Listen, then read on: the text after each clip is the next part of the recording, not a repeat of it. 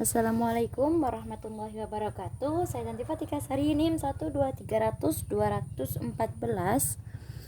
Baiklah, di sini saya akan mempraktekkan bagaimana cara penanganan untuk korban kecelakaan dengan luka pendarahan terbuka dan cedera pada kepala.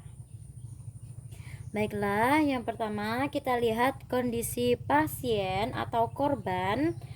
Kita posisikan yang nyaman, yaitu kita pinggirkan. Jika itu di tengah jalan kita pinggirkan, atau kita hindarkan dari benda-benda tajam. Selanjutnya, untuk perlindungan diri terhadap infeksi, untuk penanganan pendarahannya tadi, jika ada kita memakai APD seadanya seperti handspoon untuk supaya tidak terinfeksi pada penanganan pendarahannya nanti. Terus jangan menyentuh mulut, hidung dan mata. Terus makanan sewaktu memberi perawatan. Terus cucilah tangan segera setelah selesai merawat lukanya tadi. Terus dekontaminasi atau buang bahan yang telah ternodai dengan darah. Selanjutnya, untuk mengendalikan pendarahan luar, kita lihat dulu ini kondisi pasien, kita amati di mana luka yang terjadi pendarahan itu. Di sini saya menemukan luka itu ada di tangan sebelah kanan pasien atau korban. Di sini kita tekan langsung di bagian yang berdarah, tepat di atas luka. Di atas luka, ini lukanya, saya tekan di atas luka. 5-15 menit beri penutup luka yang tebal. Bila belum berhenti, dapat ditambahkan penutup lain tanpa melepas penutup yang pertama. Jadi sudah saya tekan 5 menit sampai 15 menit tadi, tetapi tidak ada perubahan atau tidak berhenti pendarahannya. Saya balut dengan kain seadanya yang ada di lapangan tadi. Ini saya menggunakan sapu tangan.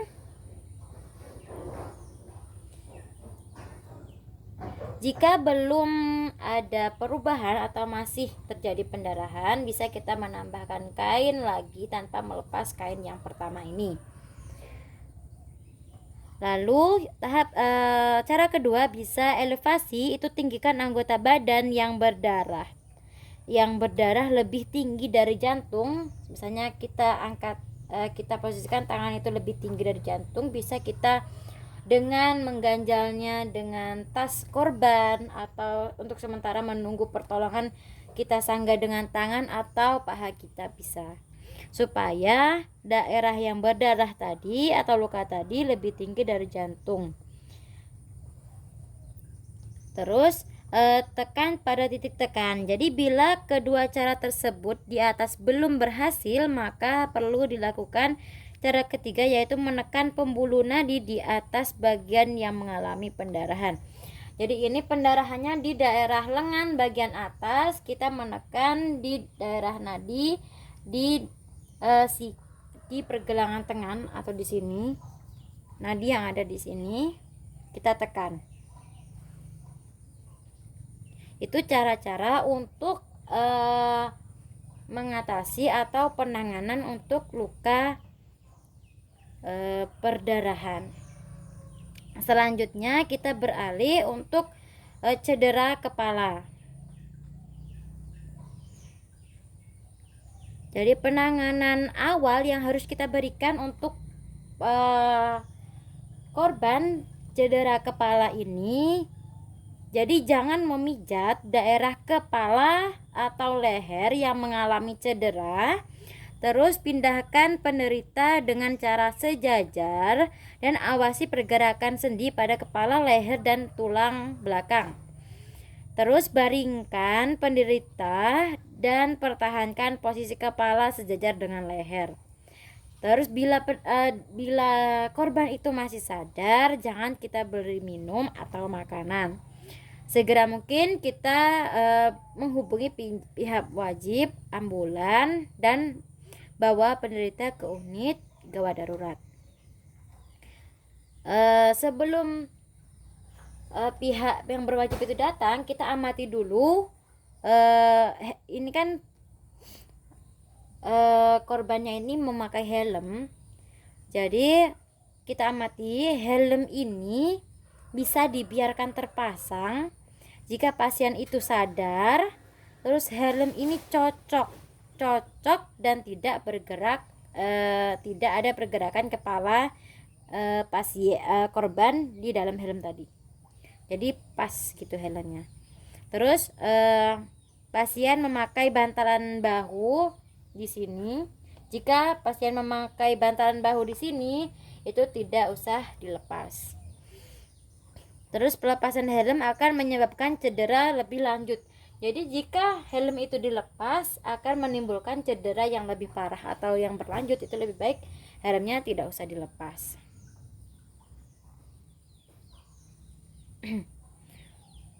Terus helm itu harus dilepas jika ABC tidak dapat dikaji.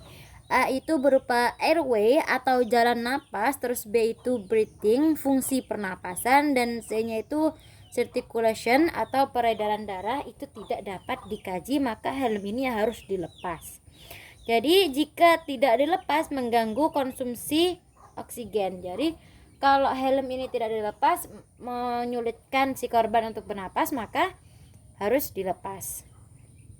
Pasien dalam keadaan henti napas dan jantung, terus ukuran helm itu tidak pas dan memungkinkan pergerakan kepala dalam helm, misalnya helmnya kedodoran, helmnya besar, kepalanya goyang-goyang, itu harus dilepas. Terus helm mudah dilepas. Terus ada penolong satu lagi yang menjaga stabilitas netral satu garis. Jadi jika kita akan melepas helm itu, maka kita harus mencari satu orang lagi untuk membantu kita untuk melepaskan helmnya. Terus untuk prosedur pelepasan helm sendiri, ada langkah yang pertama yaitu penolong satu mempertahankan kepala dan leher korban dalam posisi netral satu garis. Maaf, saya putar untuk pasiennya atau korbannya. Jadi penolong pertama itu berada di atas kepala, lalu penolong kedua itu ada di samping kanan si korban. Untuk penolong pertama itu mempertahankan garis netral. Kita pegang di daerah bahunya, kita tahan. Untuk helm, 4 jari kita menahan helm dan ibu jari itu menahan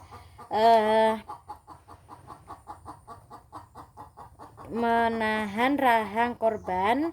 Hal ini menghindari slip jika tali helm longgar. Jadi tali saat talinya itu dilepas, jadi helmnya itu ditahan oleh penolong pertama, yaitu 4 jari tadi di area helm, yang ibu jari tadi menahan di area rahang korban. Selanjutnya langkah kedua, penolong kedua meletakkan tangan kiri di belakang leher. Yang ada di sini tadi, penolong kedua tadi tangan kirinya ada di bawah leher, lalu di belakang leher dan kepala korban. Jadi tangan kirinya itu menguasai daerah leher dan kepala korban.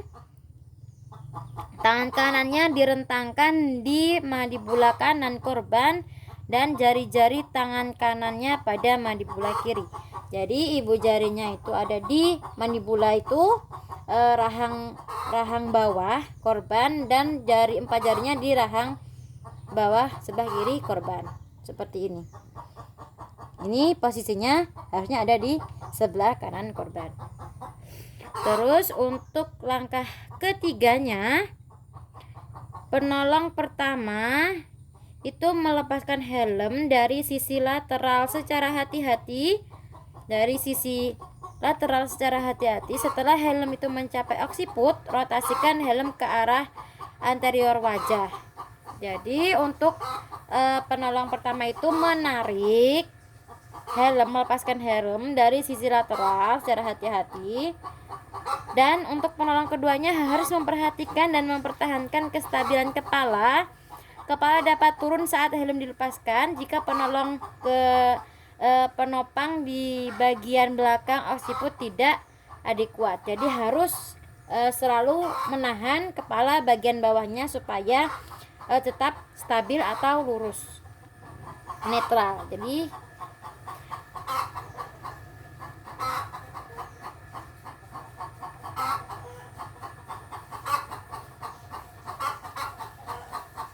ini tadi kita lepaskan. Untuk penolong pertamanya, melepas dengan hati-hati.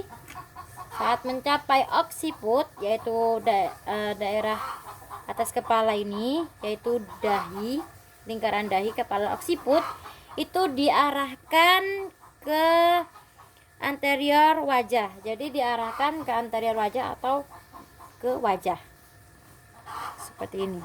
Ini posisi tangan penolong keduanya harus ada di bawah leher dan kepala.